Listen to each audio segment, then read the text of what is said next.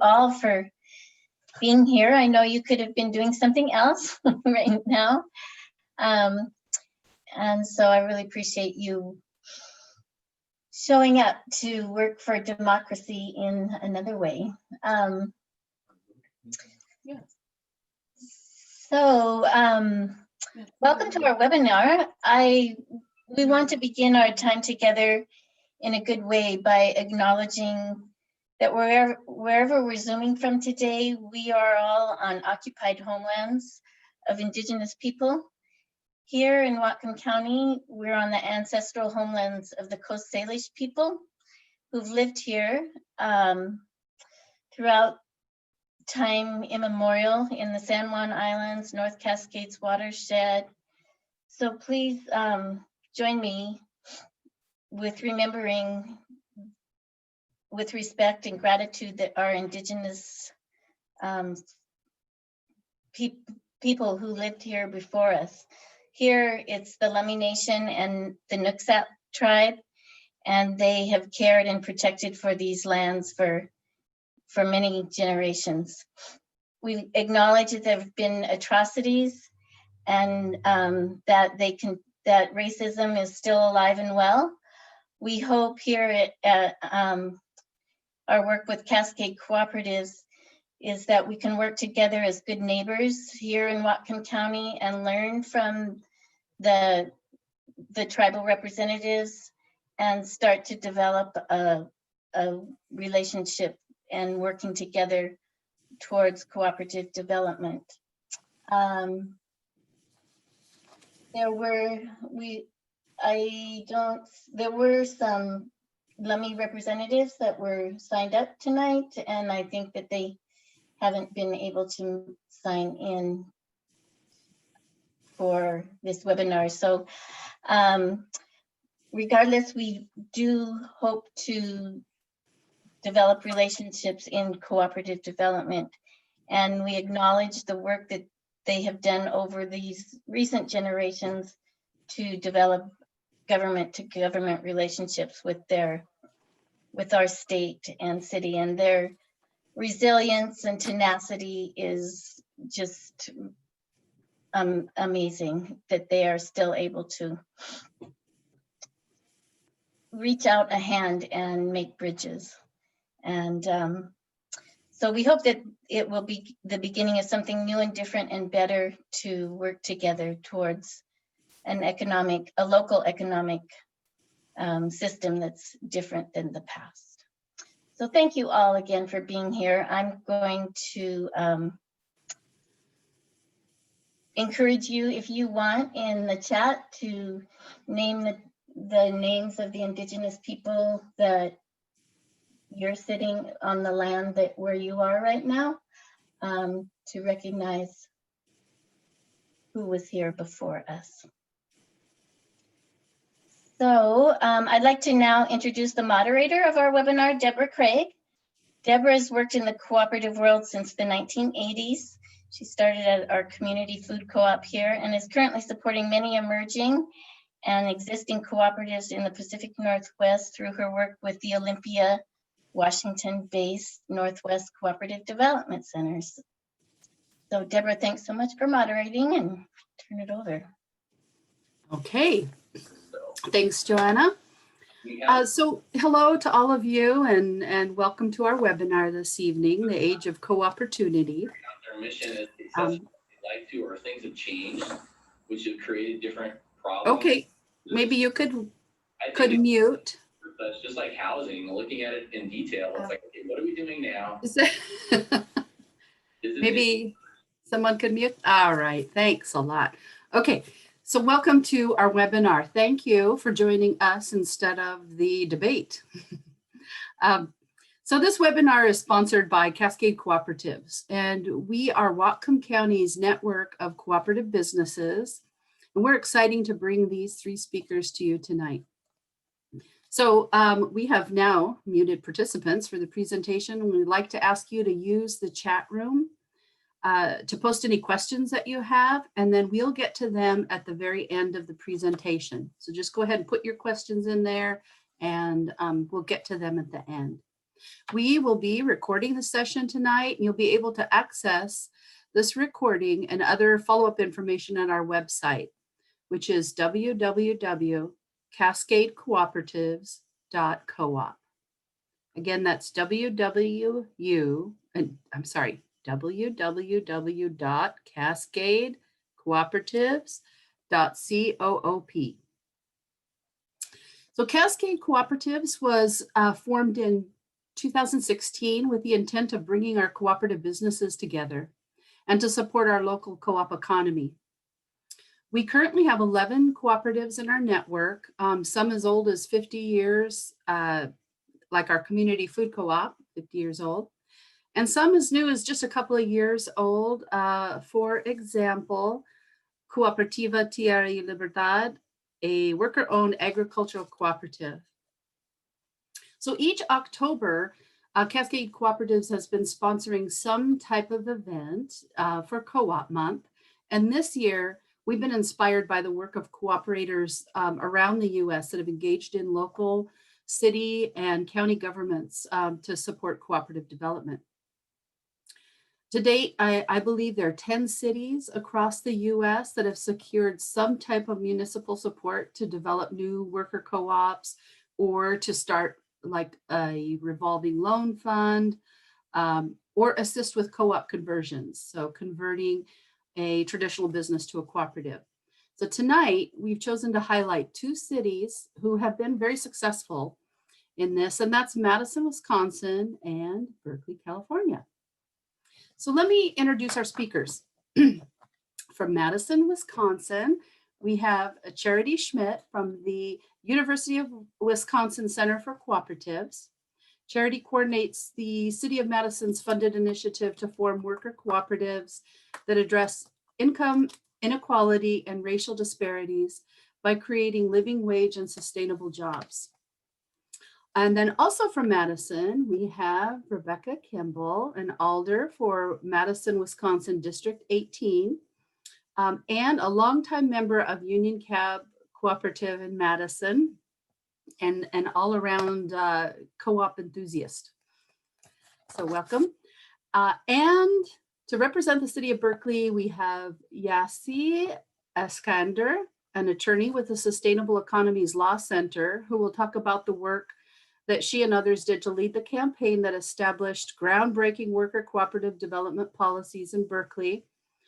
And she has advised other city governments and community advocates on how to establish similar programs.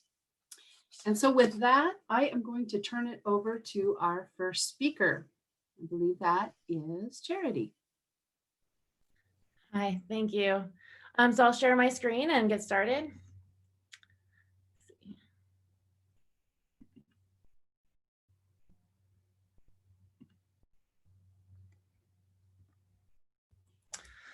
Okay, so like we've said, we are in Madison, Wisconsin, which is the state capital and also the land of the Ho-Chunk Nation. And Madison gets a lot of accolades for being a wonderful place to live. So National Geographic says we're one of the 10 happiest cities in the world.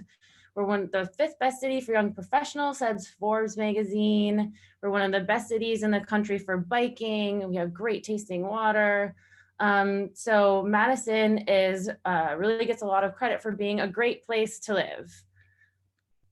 But a great place to live for whom?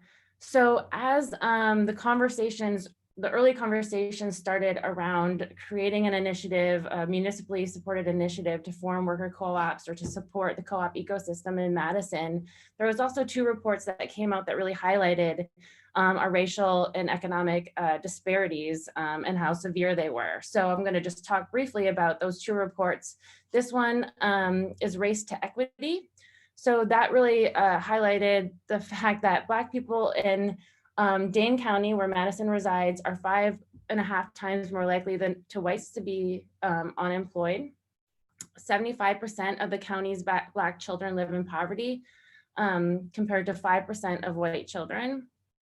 And 50% of Black high school students don't graduate on time compared to 16% of their white peers. And then another report that came out around the same time was the Latino Workers Project. And some highlights of that report are that the Latinx poverty rate is at 28%, which is double that of the general Wisconsin population. Their income is half that of the general Wisconsin population.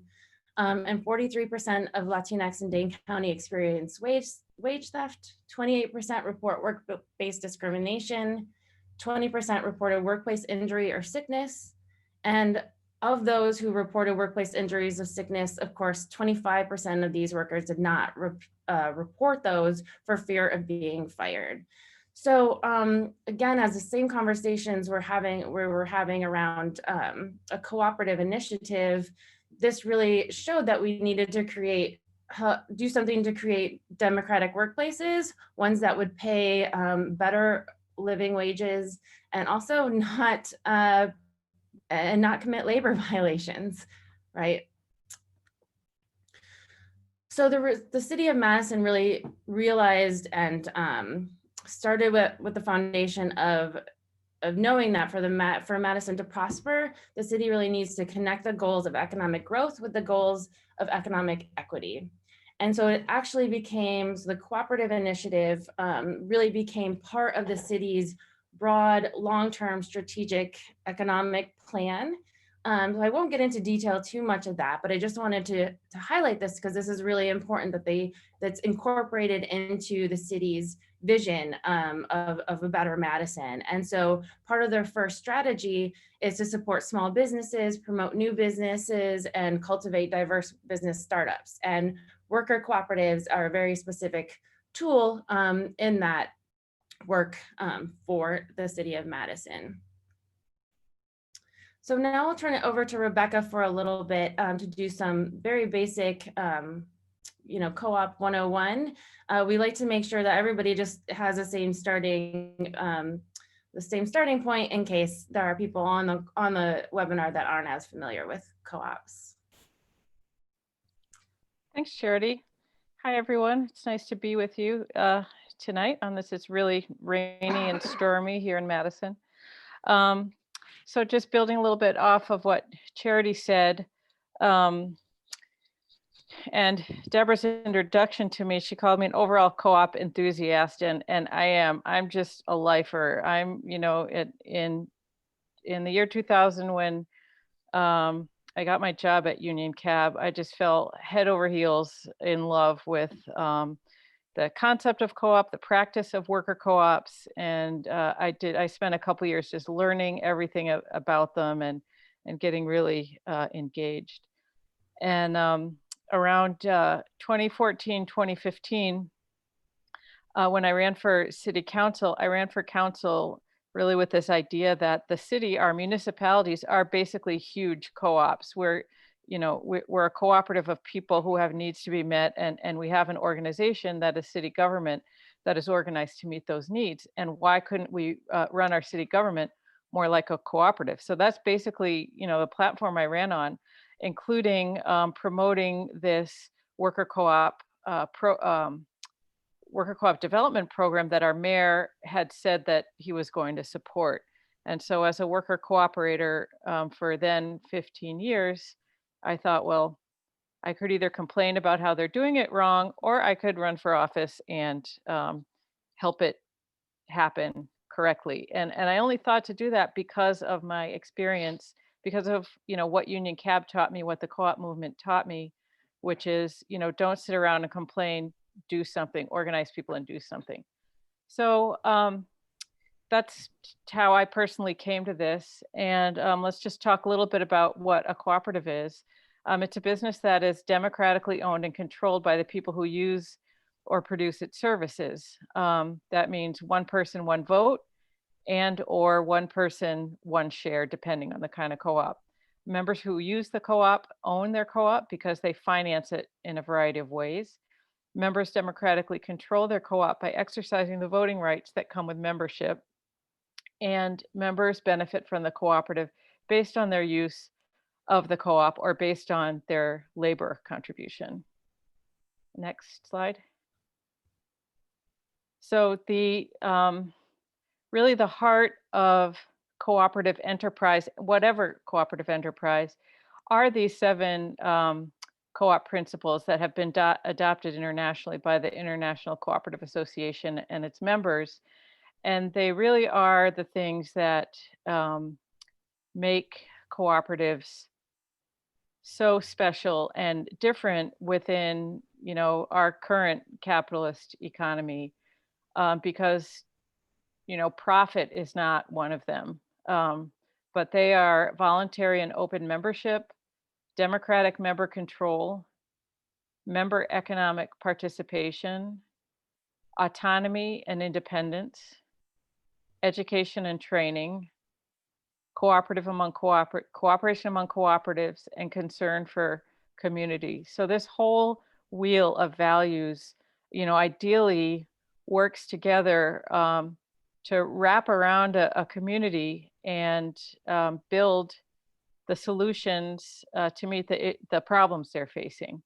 One thing that Charity, I think we'll talk about later, is co-op principle number 5, and how we realized in rolling this program out how important that is, that education, broad, not just education of members, but broad community education about what is a co-op.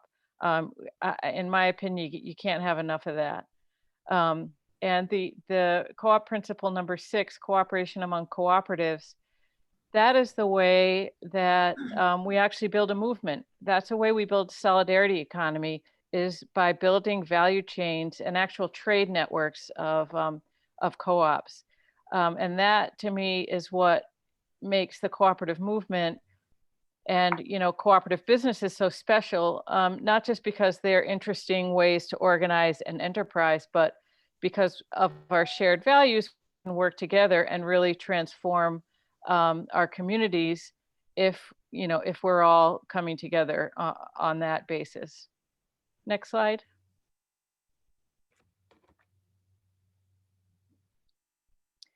Why people form co-ops. We form co-ops because of unmet social or economic needs. We form co-ops to control decision-making. We form co-ops to level the playing field, to improve working conditions and income, and for community support. So, for example, unmet social or economic needs. In my role as a city council member, we're talking a lot about housing and the housing crisis, and how, regardless of whatever federal tax credit programs or subsidies you give developers, the market will not generate solutions to our problems or to these needs for affordable, decent housing. And so, we're now talking about doing, land banking in a serious way to get land off the speculative market, and then develop a community land trusts and basically cooperatives of land ownership that are held by the community in perpetuity. I mean, that's a serious need, I think, everywhere in this country, that not only is the market not providing for that need, it's creating that need by, by extracting exorbitant rents off the land. Controlling decision-making. This is the reason my co-op started. I would say back in 1979, Union Cab started after a labor dispute where the owner of the then cab company would not recognize the union that the workers wanted to organize, and they went on strike. And to be able to control how they made decisions, the owner closed the company basically in spite, and then the workers formed as a co-op to, when they realized, we don't need the boss needed us, and we can control how we do this. And that has resulted in the improvement of working conditions, not only for our worker owners, but for the whole industry in this town, the whole cab industry. And I could tell you stories and stories about that, but we don't have time now, so I won't. Okay, next slide.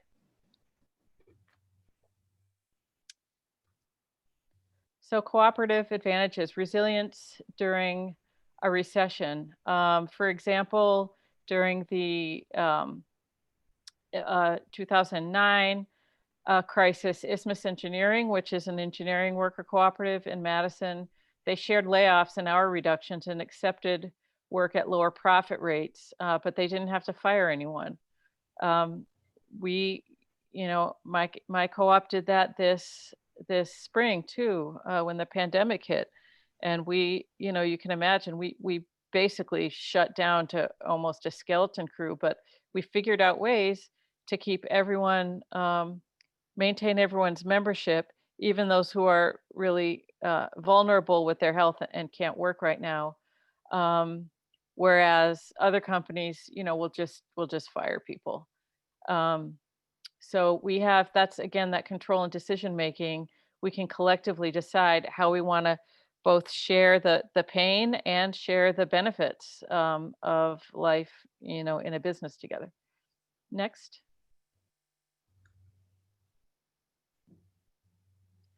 Cooperative Advantage higher incomes. Members of Prospera in the Bay Area home cleaning cooperatives increased their median income from $24,000 a year to over $40,000, while the median income for Latino households in that part of the country is $38,000. And again, this has to do with cutting out the middleman, with workers realizing we can manage our own work together. We can do it collectively. We can share the management burden, and we don't have to pay managers exorbitant salaries to, make decisions for us, and then we're disgruntled about it. It means extra work for workers, but I think by and large, most of us really find that the payoff for having that kind of control and creating a workplace with respect and dignity is really worth the extra work. Next. And improved working conditions. Worker-owned home care co-ops have reduced turnover from the industry average of over 60% down to 20%. And here's the members of Soaring Independent Cooperative that Charity helped and MCDC helped form. And I know, members of other co-ops in this industry say, when we're organized as a co-op, we get all the benefit of increased professional development and skills training, and the kind of the respectful scheduling practices that in the industry as a whole make people quit and jump from agency to agency. But because workers are in control and have a say and can create their own scheduling, training, hours, etc., they'll stick around longer. Next. Types of co-ops. There are consumer co-ops like grocery store co-ops, credit unions, healthcare cooperatives, and where, if you're a consumer, you become a member and you pay into it, and those are the stakeholders in that, and you elect boards of directors, etc. Producer co-ops are co-ops like Organic Valley, which started here in Western Wisconsin about maybe 30 years ago as just a collection of hippie farmers. And now it's this big, global company with many, many, many producers all over the country. And South Central Hemp, which Charity can talk about. That's another one of our newly developed co-ops. Multi-stakeholder co-ops like Fifth Season, which is a co-op of farmers and consumers. People's Organization of Community Acupuncture, another worker and consumer co-op. Purchasing and shared services co-ops such as Ace Hardware, which the franchises all band together in a purchasing co-op for price reductions and natural co-op groceries.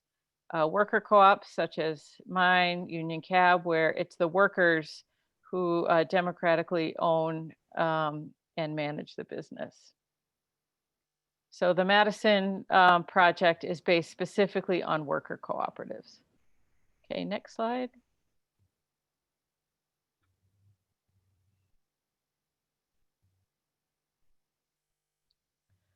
In a worker co-ops, the workers own the business, we democratically control the business, and we directly benefit from the business based on our labor contribution.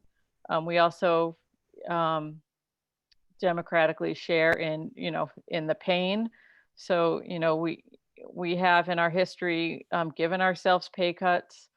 But again, the levels of worker control in worker co-ops really varies from co-op to co-op. It depends on your bylaws, but in the 40 years that our co-op has been around, we have really almost completely flattened the hierarchy in the company and are managed and governed by a series of committees, governance committees, but also management and accountability committees. And you should see this this flow chart. It's quite, I think Deborah has seen it, but it's quite elaborate how many sort of committees and processes we have that, cab drivers and mechanics and phone answers participate in. And next slide.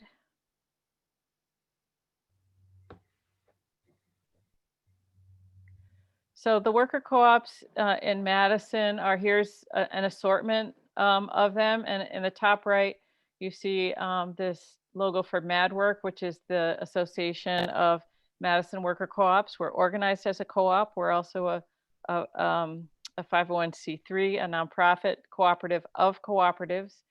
And the existence of MadWork together with the UW Center for Co-ops and, a generally pretty robust cooperative, I think there's something like over 80 cooperatives other than worker co-ops in Madison. That gave us the confidence to really go to the city government and say, look, we have all of these assets, we have all of these resources. We just need the city to be the convener and to put in a little bit of seed money to help us develop our own ecosystem and, give us some staff to really do co-op development on a city level and have that be tied into our priorities around reducing racial disparities. So Charity is going to talk a little bit more about that now. Yeah, if you look at the bottom row there, I just want to highlight a couple of co-ops. The bottom row represents all of the co-ops, the worker cooperatives that have been started with the assistance of the Madison Cooperative Development Coalition. So just want to brag about them for a minute. Common Good Bookkeeping was the first one to incorporate with our assistance. And this is really important when we think about, we don't want to just start worker cooperatives. We want to create that ecosystem, or, because Madison already has an ecosystem, we want to strengthen it. And every business needs bookkeeping services. So that's an example of building a business, a worker co-op around a need that can support other co-ops, and that P6 principle.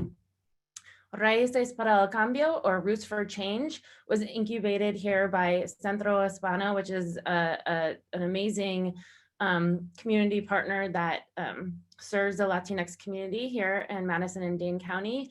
And they organically came out of a community wellness program that Centro Hispano was doing. And these, it's a co-op of immigrant women, and they're all like, well, we could actually create jobs and do this for our community for a living, and then work to get contracts with UW Hospital so that they can provide culturally relevant, language specific wellness support for people in that community. So they've all since been trained as doulas.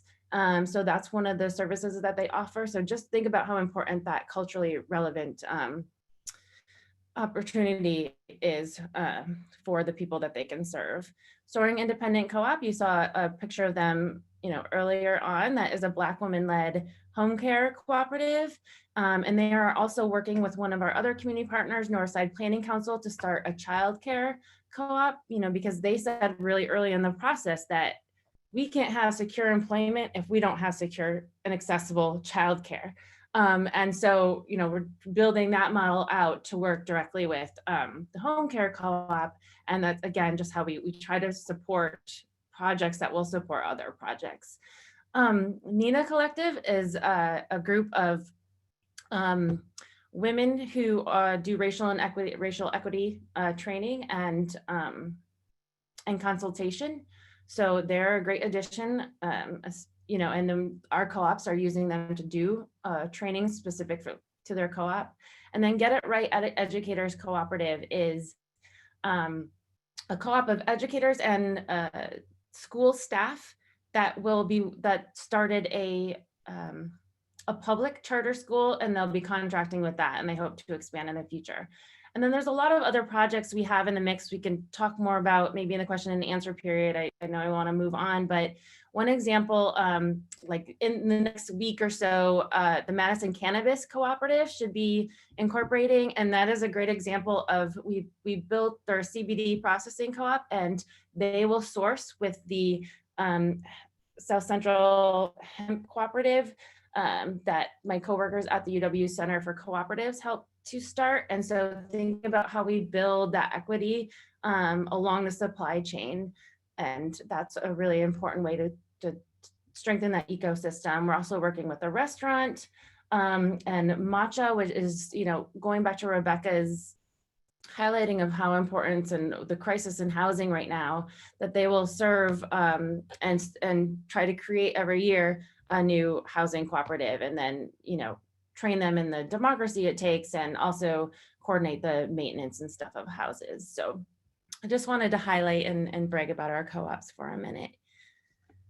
So now I'll just get into the specifics of our programming. And so it's a little strange to present it to people who can't access the particular resources that CDC can offer, but I think it'll highlight some of the things that in your community that you can advocate for as part of programming, because really thinking about the pieces you want to advocate for and the type of funding you might need to champion. So again, the basic goal, MCDC is a City of Madison's funded initiative to form worker cooperatives that address income inequality and racial disparities by creating living wage and sustainable jobs. And it was really clear when these conversations started, and Rebecca can talk more about this maybe, that and it was also partly the vision of Ann Reynolds, the former director at the UW Center for Cooperatives, that this really had to be a coalition, that this had to be community driven. It couldn't just be the center or one organization really pushing this forward. So when the city put its RFP out for the funding, which actually was, I should mention, $3.2 million over 5 years. The mayor had originally proposed $5 million, but you know how city budget processes go, so $3.2 million. But it's really important that we had that long-term commitment from the city, because this can't be done in a year. And we needed the time to really set that up and to and to learn as we go and to be flexible as we go. So that long-term commitment I want to highlight as something important to advocate for, so you have time to make that impact. So key coalition members, cooperative developers, again, my coworkers at the Center for Cooperatives, and we connect to other co-op developers nationwide. The City of Madison, so the Office of Business Resources, is directly involved in the project on a regular basis, and the Economic Development Division. And then we have people like Rebecca, who was our champion in the City Council. So the city is actually very much involved in the day-to-day and on an ongoing basis. And then of course, community-based organizations. It's very clear that we really need community partners to make this work happen and to have the impact that we want to have, especially in the communities that we really want to serve with this program and these resources. So community-based organizations and nonprofits are critical to this work we're doing. And again, MadWork is listed here too, which Rebecca talked about. So having that peer network of worker cooperators, people who have done this, been through this, and who work in that are an incredible resource for our new co-ops. and continue to be a resource for them. Key program areas, we provide education. So we do a lot of like monthly, well, in the before times, we did a lot of monthly or a lot of events or monthly co-op 101s, and we partner with the library system to do this. And then when we would do it in each neighborhood library. So we're going to people to bring that information and that education. And then we also just participate in lots of other events. And then we also provide technical assistance. So really walking each cooperative through the process, everything from your articles of incorporations and your bylaws, but also connecting them to other technical assistance providers that can help them along the way, because each co-op will be very different. So we also keep a contact list of preferred providers. So attorneys who really know co-ops, bookkeepers and all the people who work with our co-ops, we provide the information as well. And we also have loan funds. So Madison is a Kiva city. I don't know if you have Kiva there, but they are a way to crowd fund a small business loan. And it's no fee, no interest. And so it's a really good way for co-ops to both get their stories out and generate community support and get really low risk loans.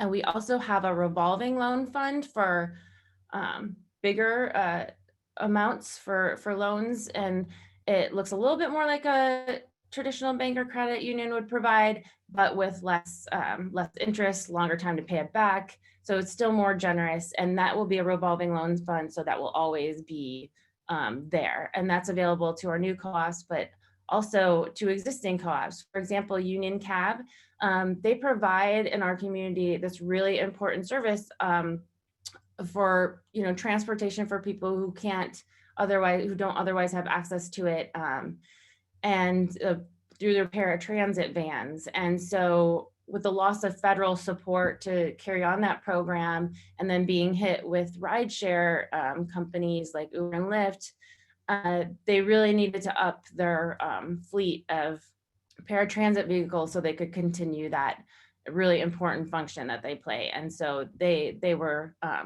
got a loan and have already paid it back. We work with both startups and also conversions, so converting existing businesses to worker co-ops. So for groups who are starting a worker co-op, we can help them understand the co-op development process. We can connect them with peer worker co-ops. So again, both within MadWork here, but then also nationally, because a home care co-op really needs to learn from a home care co-op. So for example, Soaring Independent, part of what they used their funding for was to go to Philly and basically shadow the women who ran the Philly worker co-op, home care co-op. We can connect people to local organizations for training, benefits, and for resources. We can help them secure financing, help them find business development support through our network of preferred providers, which I had mentioned. And one of the key things that we do is we provide $10,000 grants to groups that want to start a worker co-op. So they write a proposal, and then we, $10,000 grants, you don't have to pay it back. And that's really critical because it's often those initial business startup costs that are such a barrier for people to start businesses or to start co-ops. So that helps cover costs of attorneys, and all those, like, marketing plan, all those kind of early development resources. And then for community-based organizations, we can help them identify opportunities in their community. We can organize targeted education for their stakeholders. We can connect them with local and national resources for startups or conversions. We can help them incubate a co-op that serves the needs of their constituency or their neighborhood. Raíces para el Cambio is a great example of that. And we can help them build their organizational capacity to assist co-op startups or conversions through our grant program. So it's that the work carries on through the organizations themselves, and then it's like devolved into the community in a more meaningful way. And then Do you want to add anything before I move on, Rebecca, or before I wrap up on MCDC or? Yeah, just that point, that one of the points you started on about the importance of building the relationships with community organizations and doing that cooperative education and building trust, building up those relations of trust, because this program was conceived to be a 5-year program and then it would end. So what we're hoping is that we can build up enough resources and relationships within ourselves, and each other and within the community, that message um, of collective entrepreneurship is out there, that people generally recognize that it's an option for them, and that, folks start to get a sense of that it's, the way co-ops are run are really rooted in those values, and it's very different from, say, the nonprofit world or the regular business world. And I think that if we can, we have started a number of co-ops, and that, that is the aim, but I think the deeper aim is to really help the public understand that there's a different, more sustainable, less painful way of meeting our needs in the community, and we can do it together. So that's really how we started it. We started, before there was even an RFP, convening groups of, labor groups and community service organizations and co-op organizations to just talk things through. So I think that's the real value is in this program, is the actual and literal cooperation. Thanks. And then you see our contact information, so please feel free to reach out. Thank you.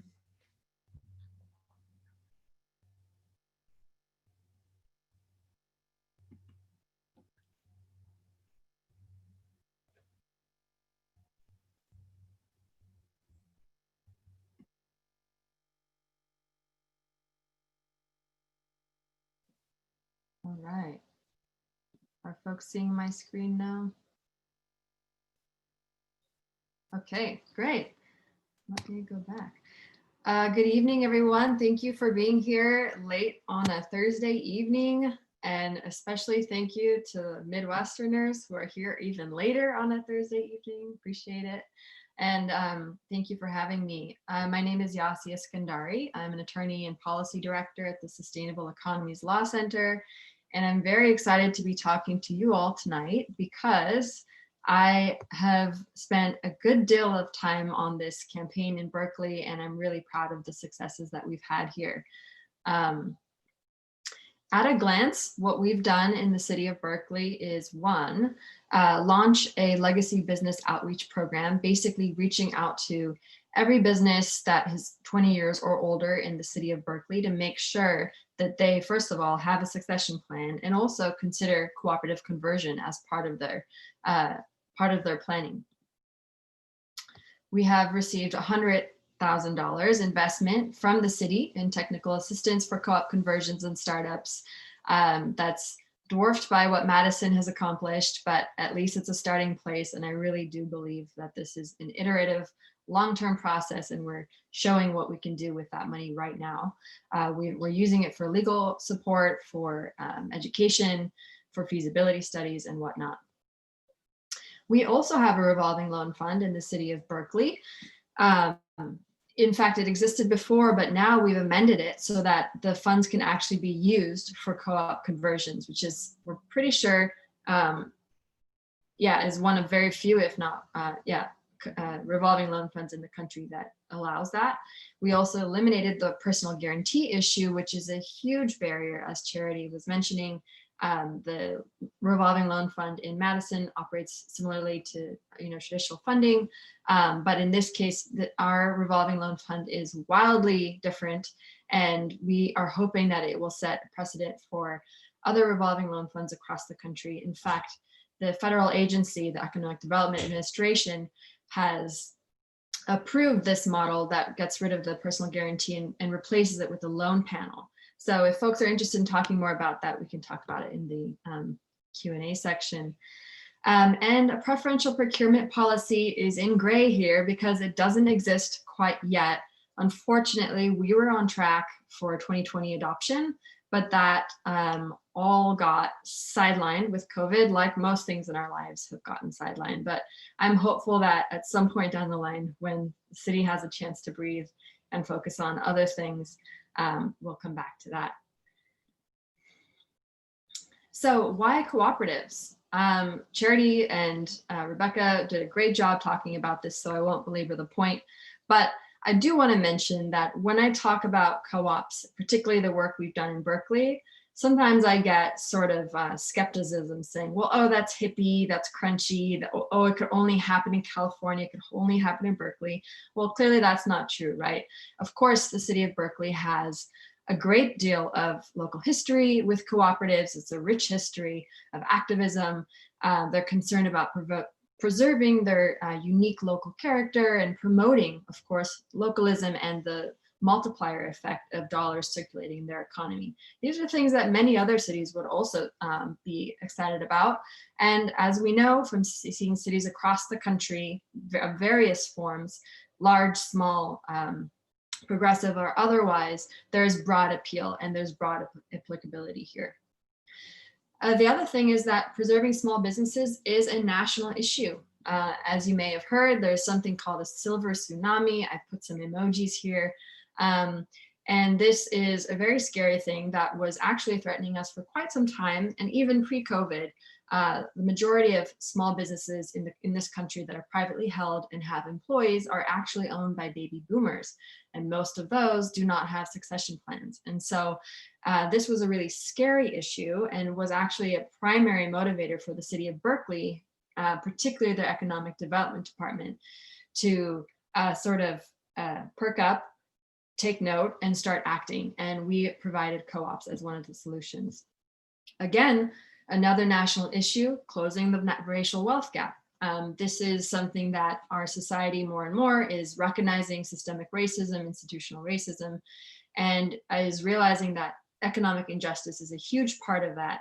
And so co-ops are now gaining mainstream popularity. It's entering the conversation and it's becoming a solution to that issue that's time-tested and is actually a viable one solution among many solutions that we need. So zooming in on Berkeley for a moment here, you can see the racialized poverty and displacement. So with high housing costs, with high cost of living, those who are most impacted are, of course, people of color in the Black population. We had 13% Black population in 2000. Estimates show that in 2030, it's likely to be closer to 5%. How is that relevant? Well, co-ops are a wealth building tool. Not only that, but if you look at the current composition of worker owners across the country, majority of worker owners are people of color. And so this is really a tool for us to hone in on this issue and provide a real solution. Like I mentioned earlier, the silver tsunami and losing legacy businesses is a national issue, but it is showing up in the city of Berkeley very much like it's showing up in the aggregate statistics. So Project Equity, our beloved partners, have put out a study on Berkeley itself, showing that 60% of the city's revenue is coming in from businesses that are over 20 years old, which what we call legacy businesses. These are the ones that really need to be thinking about what happens next. And this is all pre-COVID. This was last year. Now with COVID, just everything is up in the air. But again, when the city realized 1 in 3 jobs belong to these businesses, how much revenue they were bringing in, they really started to take note. So I'm stepping back even further and looking at Oakland, which is Berkeley's neighbor to the south. Back in 2015, Oakland passed a resolution supporting the development of worker co-ops. It was a really exciting moment in City Hall. We had dozens and dozens of worker owners actually going to the front of the room and being recognized and applauded for their service to the city of Berkeley, and also having the city really commit to supporting economic development or co-op development going forward. It was a really positive day. I've been to City Hall in Oakland many times, and this was probably the happiest it's ever been. It was a celebratory event. There I am.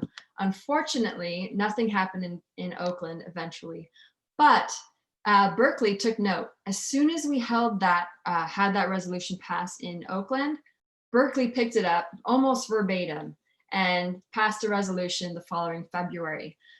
So there we are again, and this is the council member, Jesse Araguin, who soon after became the first Latino mayor and the youngest mayor in Berkeley history. And he was our champion, our co-op champion. So the resolution passed. After that, we sprang into action, and we had a bunch of community forums where we were getting feedback on the ordinance that we had drafted for Oakland. Like I mentioned before, we were ready to go with Oakland. Oakland was really an example city that we wanted to show that this could work. Unfortunately, for a lot of reasons, it didn't move forward, but happily, Berkeley was excited about it, and so we ran with that.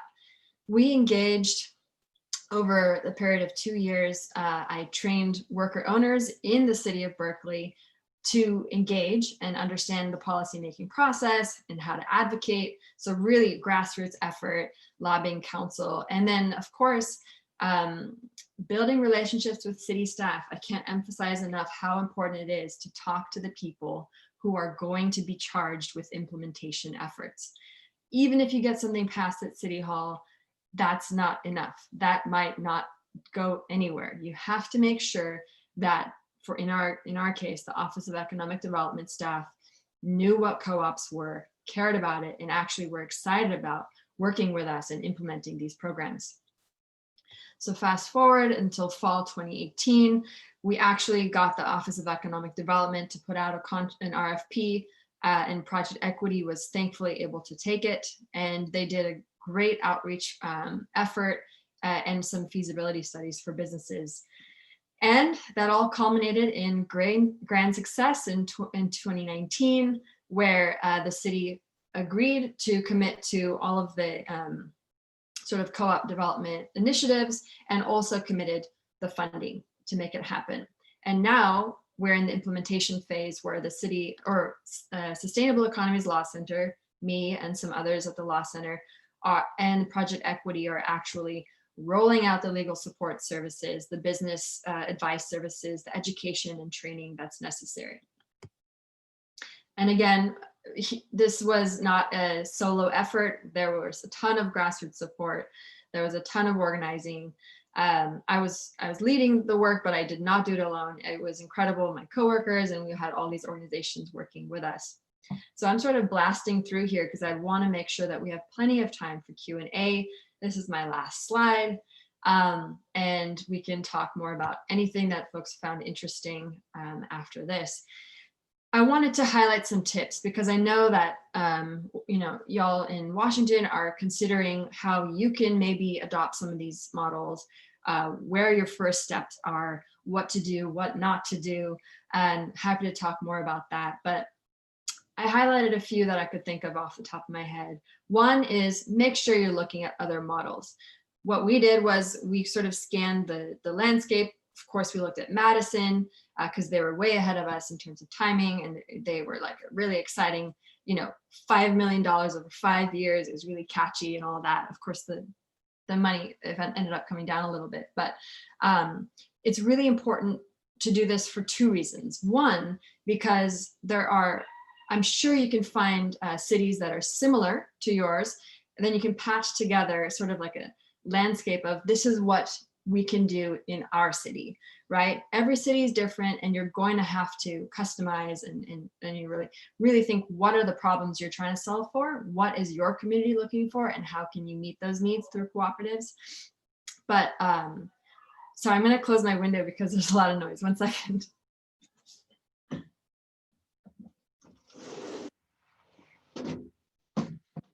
These are the wonders of Zoom meetings. Yeah, so and the other is policymakers never want to go out on a limb. If you can show that it's been done elsewhere, they're going to be so much more likely to copy that, right? And that's what we saw with the city of Berkeley in the neighboring up to the north. So the other is find a champion. These things take so long. In our case, we found Mayor Aragin to be our champion, and we didn't have to convince him. We don't have to beg to meet with him. He's already on board, and we're working closely with his office to carry out the long-term work. Plan for implementation from day one. That's related to what I mentioned before, where we really had to convince economic development staff that there was an issue to solve for, right? And that they should use their staff time and use their time and their funding to advance our goals, because we showed them that we have shared interests.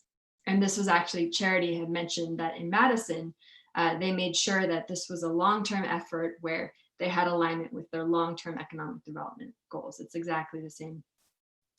And then, of course, build a strong and diverse coalition. You can't do it alone. And in fact, you're so much more loud and reputable when you have a large coalition. And so I'll just put a plug there for people can change policy. Everyone is a policymaker.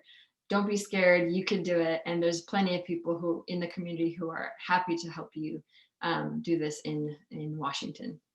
So here's my contact information, and we can just take Q&A now.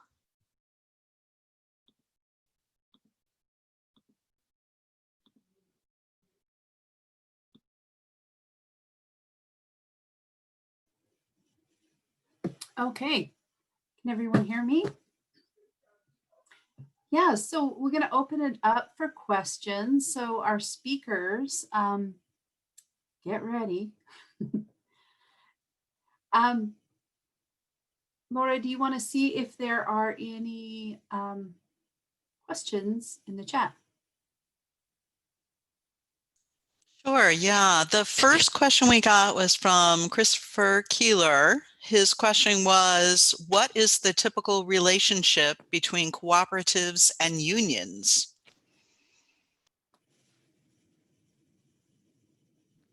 I'll take a stab at that. Okay, great. I don't think there is a typical relationship. I think it's one of the first organizations we reached out to in Madison was the South Central Federation of Labor, to talk about what are our shared, needs and goals.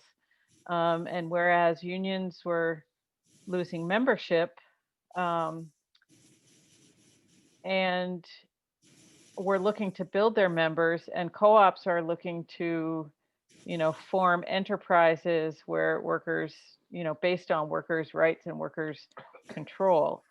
And so, there were several, Charity will know more details, but I know the painters and sheet metal workers were involved in a lot of education, had some proposals to, especially in the residential building trades here in the state of Wisconsin, those tend not to be unionized work. So we were talking about building worker cooperatives that would also be unionized in those fields. So for roofers and painters and drywall contractors also who tend to be highly exploited workers. So we had some shared interest there. And I know several of our co-ops are members of either the UE, the electrical workers union, and some have their members are members of the IWW of Wobblies. So I think there really is no typical relationship. The interests are similar yet different, and I think it all really depends, and we're all learning about each other. Thanks, Rebecca. I'm going to go ahead and read the next question. What's the most effective way to start the conversation with local government? And how do we motivate them to take the leap on a pilot project with large enough funding to start up? Who would like to take a shot at that first?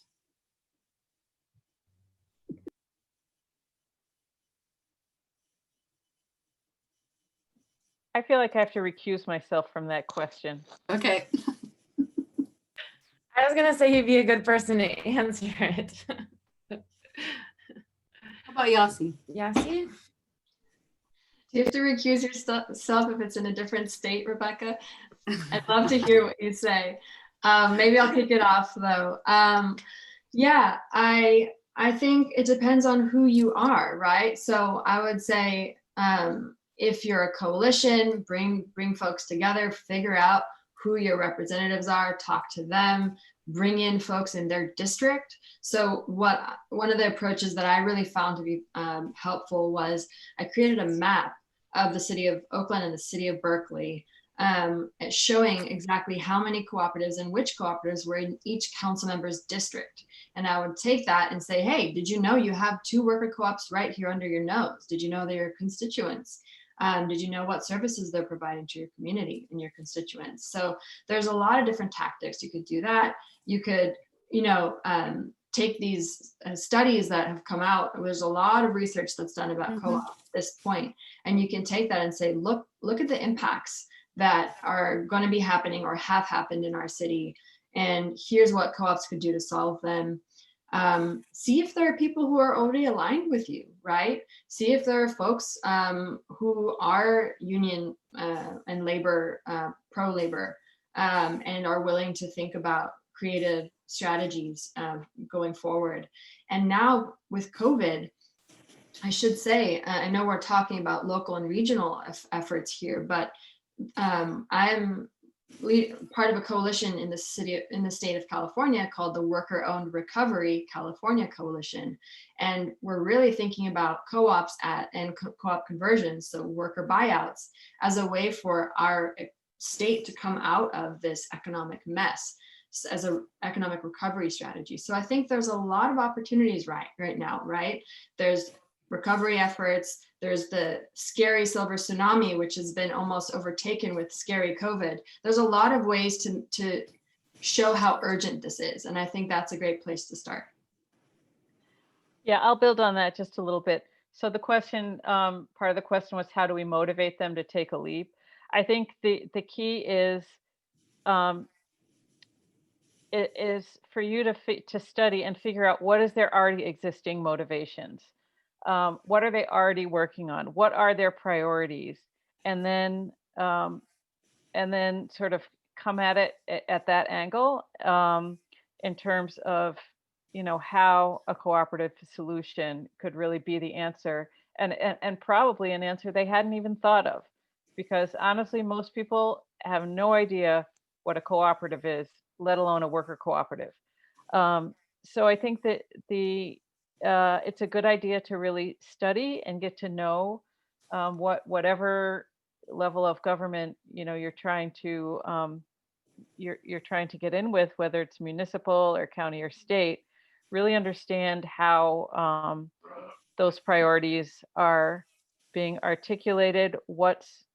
Is there anything actually being done, or are we just throwing up our hands saying, oh, we have these horrible racial disparities, for example, and then come with a solution? And I think that's a way to, not for you to motivate them, but for you to, bring them answers to their already existing motivations. Great, thank you. Some of these questions being asked have already been answered, but I did notice Cindy Brooks asked about making that case to city government, but also COVID-related strategies for our current context, like could strategies of dealing with COVID really involve this co-op development? So that was good. I'll speak to that just a tiny bit. Like, I don't know where you are, but I would guess it's happening everywhere. But um, so much of the immediate, in March and April, COVID strategies were done by people on the ground in a mutual aid kind of way. Um, Mhm. and while the city and the county was really slow to figure things out and even adapt to the Zoom and all of that, there were people in our neighborhoods, taking care of each other, doing what they had to do to help neighbors get food, to prevent evictions, before government moved. So I think, and that is cooperation, you Yeah. know, that is like real life cooperation. And I think helping, I spent a lot of time in the early spring telling our mayor and the council as a whole, look, we don't need to create, these special teams and special things right now. People are doing it. We just need to get resources out to the people who are doing it. We just need to move our resources to those who actually know how to solve the problems. And I think I would say, as a on principle, like that's what we need to do, and then learn from those people. And if we need to, bring back and institutionalize some of those practices, or support in a more formal way, we do that. But really, the folks who are closest to the problems are the ones who are solving it best. And I feel like, since government is for the people, by the people, we really need to shift our thinking around. The government has an answer to, no, actually the government has shared resources, and we can channel those to the people with the answers. Great. I feel like we really saw some of that same cooperation here, I'm sure in many communities, but great ideas. Here's another question. Does MadWork take member dues? We are working on that right now. In our Wow. bylaws, we're changing our bylaws, and we're working to shift to a more dues-based membership. So yeah, that's the answer. We Okay. have minimal dues now, but we're working for a more robust dues structure to really to really embody that solidarity economy Mhm. ethos. Great. Thank you. Okay. I'll chime in on that question just really, Sure. really quick. I didn't mention during our presentation that we also, along with the $10,000 grants to groups who want to start co-ops, we also have a grant program for community-based organizations. So the last 2 years, we've given $30,000 each to 2 different community-based organizations to incorporate cooperative development into their work and build their own organizational capacity. And MadWork is one of them. So MadWork now has a staff person who is formalizing a lot of these things like membership dues and all that. So I just wanted to mention that because it struck me that I didn't during that. And so actually providing the resources for community organizations and partners like MadWork to build organizational capacity is really important. Great. Thanks, Charity. Next question from Haley. She'd like to hear from the panelists. Have you noticed a relationship between worker co-ops and housing co-ops? So she says, I've noticed that regions that have a lot of one tend to have a lot of the other.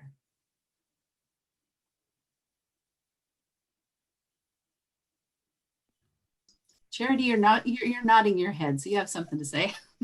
Well, I think I can't speak too much to the history of that, but I think in places like Madison, you have the history of, the earliest co-ops were formed at the same time people started housing co-ops. So it was just part of this, collective culture that was generated. But I was nodding because right now, one of the co-ops that I'm working with is actually, they're called MACHA, the Madison Area Cooperative Housing Alliance. And they're going to start a worker cooperative that will coordinate different cooperative and co-housing to provide education around governance and how you actually like really live with, you know, collectively in a co-op, but also have the worker co-op, you know, just provide the basic maintenance and coordinate those kind of things. So I just thought the question was exciting because we're like trying to merge them right now currently.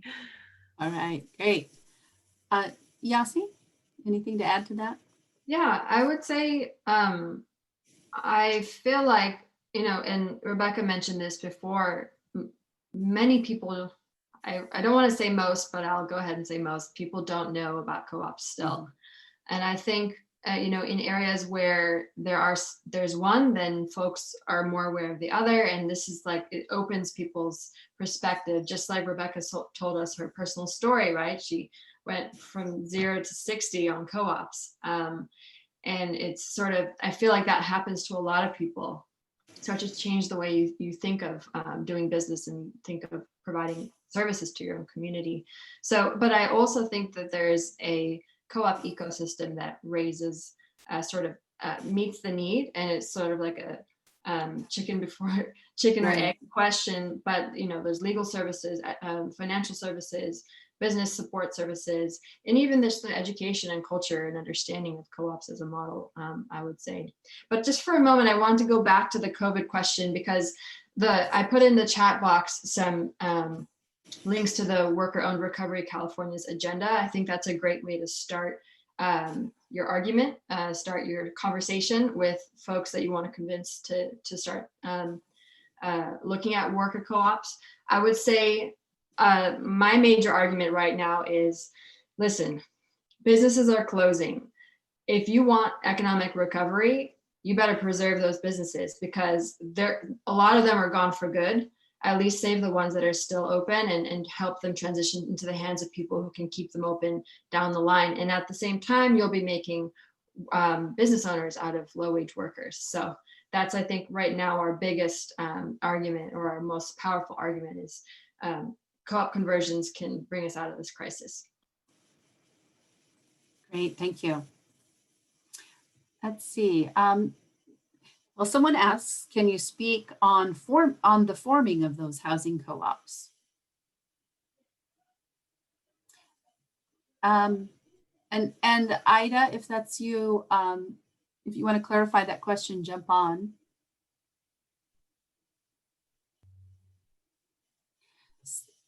Well, hi, my name is Julian. I'm sitting next to Ida. I'm wondering if you could speak on how these housing co-ops got formed, and what kind of responsibility or like transfer, or like how it went about getting bought in this. Yeah. Well, I can't speak that much to that, because a lot of the culture around co-op housing came out of the 60s and 70s on campus, where Madison also holds the flagship university for the University of Wisconsin. And so a lot of those were started by students, and you know, in the 60s. So I can't really speak to that, but I can put you in touch or find resources on how those were formed. But it's worth saying that there's kind of been a lag in that. And I mentioned matcha, they really see that people have to some degree lost the real meaning of why you live in a housing cooperative. Like, you know, people just look at it as free rent while they're a student now, or some, you know, other reasons. Some people still really look to cooperative housing for those principles and living cooperatively with other people, but generally speaking. So they really want to start creating more and forming more co-ops. So I might have a better answer in a year or two, or we can connect you with some history. great, thanks. Any other questions?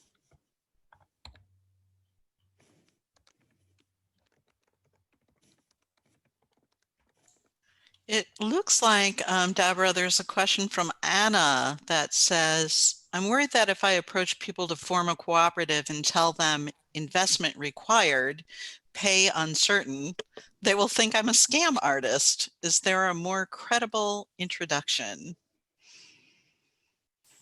That's an interesting question.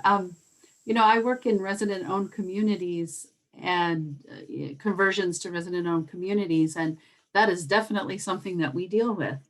And I think, you know, in starting a co-op, it's just a much longer conversation. It's really about building relationships. If any of you would like to jump in on that, go ahead. Yeah, I was going to say it's typically co-ops form again from this need, not because one person says, "Oh, I have a great idea for a co-op and I'm going to go get other members." It's people coming together saying, we have this need, and we also have this assortment of skills that we think together we can work together to meet this need. And I mean, I really appreciate that question, because seriously, like what I've seen over the last 2 decades in co-op development, you can have the best business plan, you can have enough capital, you can have enough, you know, legal assistance and accounting assistance, where on paper it looks like you should be a smashing success. But if you don't have cooperative relationships amongst co-op members, you're going to fail. If you can't figure out how to manage conflict, if you can't figure out how to write your bylaws in such a way that protects everyone while really wrapping around this idea of mutual trust, and then building systems that support that trust, you're going to fail. So I think that it's such an important issue that the people forming a co-op really understand the commitment that it takes to do it, and have at least a basic level of trust in each other to be able to get it off the ground. So, you know, co-ops they're not for everyone, and some people should never be in a co-op because they don't know how to cooperate. But for those that do, it's wonderful. And like I said, it takes work and extra work. But if you are united around those shared values and goals for your enterprise, I mean, it's beautiful. It's not only beautiful, but it's really it's something that really gives meaning to your work in a way that just having a job won't. So I'd say, if you want to approach people not about, oh, you're going to need to invest, but like, what do you think about this idea, and what can you bring to this? You know, what could you contribute to this, and are you interested? Mm-hmm. Great, thanks.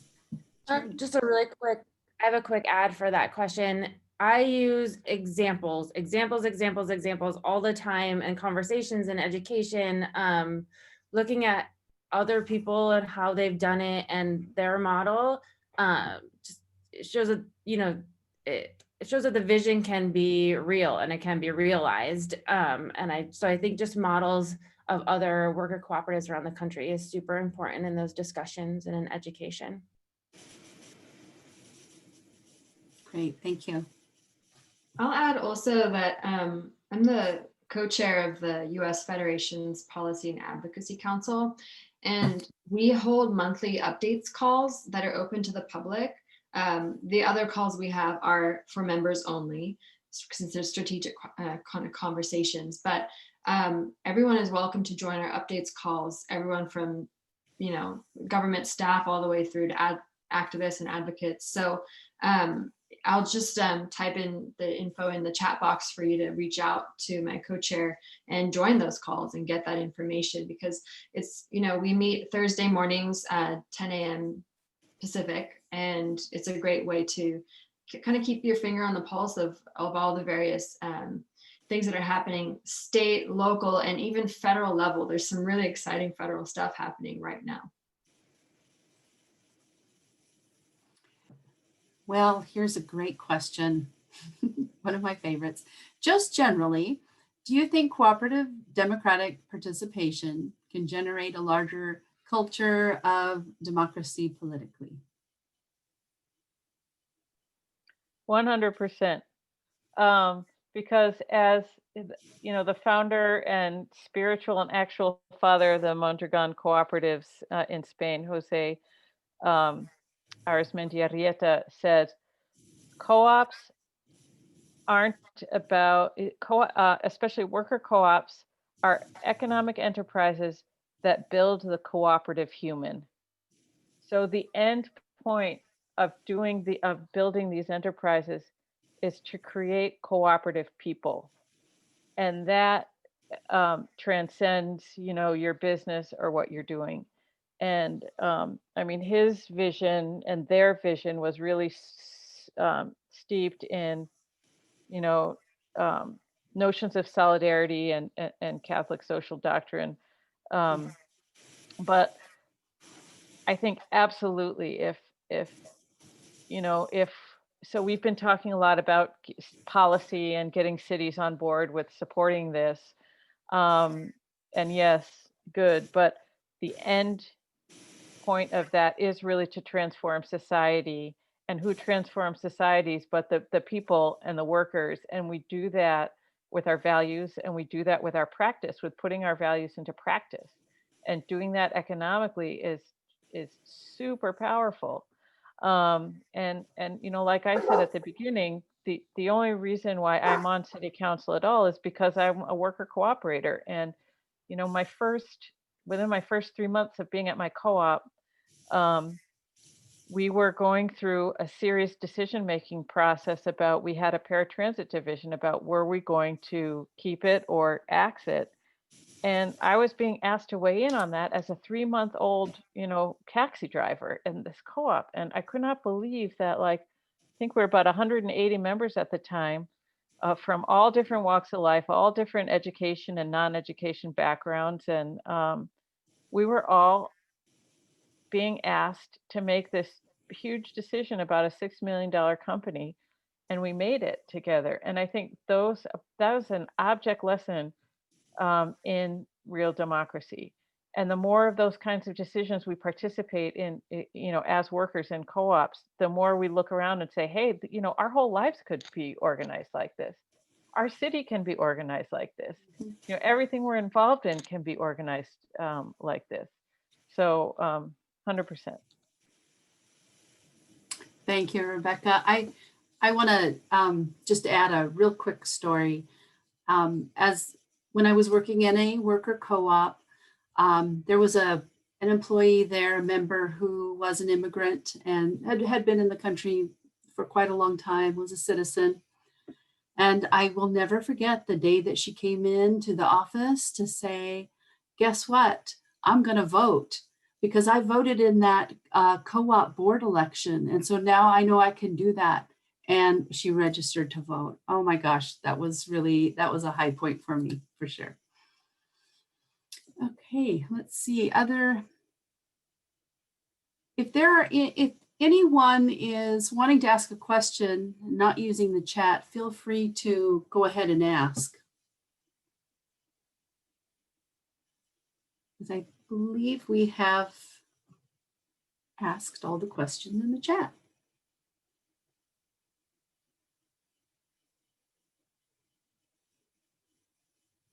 Okay. Well, we did want to let everyone know that if any members, any Cascade Cooperative members, soon you shall be getting in your emails a survey that we'd like you to take. And let's see, we also are going to ask anyone who's interested in maybe following up with a committee to brainstorm next steps. You can put your name in the chat, or you can always email us at info@cascadecooperatives.coop. So, and then we will follow up with you. All right, so I want to say another thank you to our presenters. That was great. You three were awesome. Exactly what we were hoping for, and so appreciate your time. So thank you very much. This is Satpal Sidhu. I'm the Whatcom County Executive. I just wanted to say thank you very much for organizing this thing and giving us this knowledge. I think the biggest thing we have is housing shortage and affordable housing. I mean, there are a lot of houses, but people can't afford it. And I think the co-op housing program or affordable co-op housing program, I think I'm very interested in that. And we would look into this program, how we can bring about in our county. And thank you very much. There are so many great ideas from different areas, different ways. Mostly people are familiar with food co-op. That's everybody knows. But I think there are many other opportunities as we see that food co-op is not the only thing for a co-op. There are many other things. And thank you very much for this knowledge and sharing your experience and resources. Thank you. Thank you. Thank you, Mr. Sidhu. I look forward to following up with you. Thank you. All right. And good night, everyone. Thank you. Mm. Good night. Thank you, everybody. Thank you so much. Bye, good night. Thank you. Bye, everyone. Thank you. Co-ops rock. Go co-op. Woo. Woohoo.